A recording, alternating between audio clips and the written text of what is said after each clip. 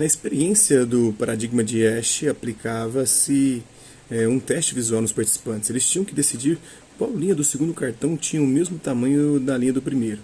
Cada questão equivalia a um teste de um total de 18. Todos os participantes que cederam à pressão subestimaram a quantidade de vezes que cederam, segundo Solomon Asch. Explicações. Para entender melhor os resultados, Asch entrevistou os participantes e procurou descobrir por que haviam dado as respostas erradas. Alguns afirmaram ter buscado se comportar conforme o que supunham ser o desejo do cientista e tentado não perturbar ou desenrolar a experiência. Uns poucos acharam que talvez estivessem com algum problema de visão ou vendo o cartão de um ângulo desfavorável. Outros negaram saber que estavam dando respostas erradas. Mais tarde, alguns admitiram saber que suas respostas estavam erradas e explicaram que não queriam se destacar dos outros ou parecer diferentes e bobos. Eles queriam pertencer ao grupo. Asch conversou também com os participantes que sustentaram respostas corretas e independentes e descobriu que eles não haviam ficado imunes à opinião da maioria, mas que tinham conseguido superar a dúvida para dar uma resposta honesta daquilo que tinham visto. Asch conduziu várias variações desse experimento para verificar se o tamanho do grupo de aliados tinha algum efeito sobre os níveis de conformidade do grupo. Constatou que, quando havia apenas um aliado, os participantes praticamente não se deixavam influenciar. Já 2 aliados exerciam uma influência pequena e, a partir de 3, os aliados produziam uma tendência estável à conformidade. A unanimidade nas respostas dos aliados era um fator ainda mais poderoso, né? Aí entra o que o próprio Nelson Rodrigues dizia, né? Toda unanimidade é burra. É uma tendência estável. A unanimidade nas respostas dos aliados mas bastava uma única pessoa oferecer uma resposta alternativa da maioria para aumentar a probabilidade de os participantes produzirem uma resposta independente e correta, né? Essas evidências expuseram o poder de que até uma minúscula minoria dissidente poderia ter. Além disso, Asch descobriu que, se permitisse que os participantes fornecessem suas respostas em reservado por escrito, havia uma queda brusca na conformidade. E isso acontecia mesmo se os aliados continuassem a dar suas opiniões em voz alta. O senador americano Joseph McCarthy lançou uma campanha de caça aos comunistas na década de 50, gerando um ambiente de medo com alto nível de conformidade social e política nos Estados Unidos, que influencia lá até hoje. O marcatismo criou um ódio e um medo em relação ao socialismo, e por isso o Bernie Sanders tem tanta dificuldade lá. Está crescendo dentro do Partido Democrata, mas eu acredito que tenha poucas chances num confronto com o Trump, né?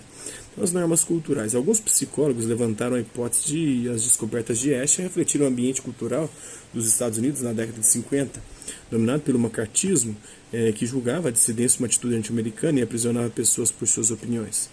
Estudos posteriores relataram variações nos níveis de conformidade.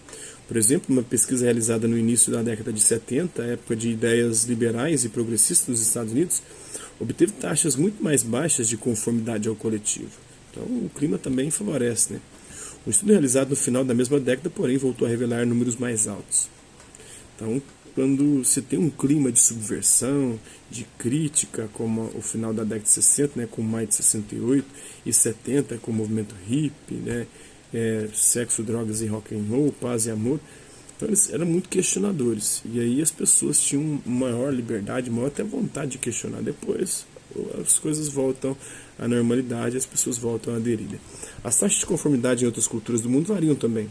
Pesquisadores observaram que culturas individualistas, como as dos Estados Unidos, Reino Unido e outros países europeus ocidentais, onde opções individuais e conquistas pessoais são valorizadas, apresentam níveis mais baixos de conformidade do que nas culturas mais coletivistas, como as do Japão, do Fiji, né, de países africanos, onde pertencer a um grupo é muito mais valorizado, né? Na China também. Psicólogos criticaram a metodologia de Asch, alegando que eles se basearam numa versão muito esquemática de comportamento em grupo, na qual não havia interação entre os participantes e que ficara mais concentrado no comportamento dos indivíduos dentro do grupo do que na dinâmica de grupo. Outros acharam que Asch talvez tivesse superestimado o poder da maioria sobre a minoria. Destaca-se entre estes o Sergei Moscovitch, que não concordava com as conclusões de Asch, rebatendo que uma minoria ativa poderia influenciar a maioria e promover mudanças. Moscovitch acabou elaborando seus próprios testes para demonstrar como uma minoria consistente poderia afetar a mentalidade da maioria e mudar. É um grupo que se era minoritário há algum tempo atrás, a direita conseguiu mudar a ideia, a mentalidade da maioria da população brasileira e agora chegaram ao poder, né? Um membro de uma tribo de canibais aceita o canibalismo como algo adequado e digno, segundo Solomon Asch.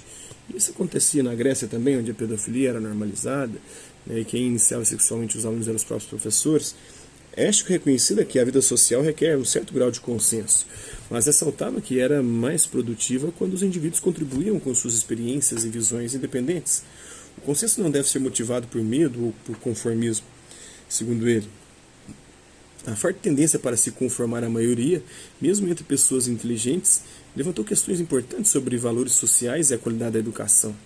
As conclusões de Asch apontaram o poder e o perigo da influência da sociedade sobre as convicções e o comportamento individual.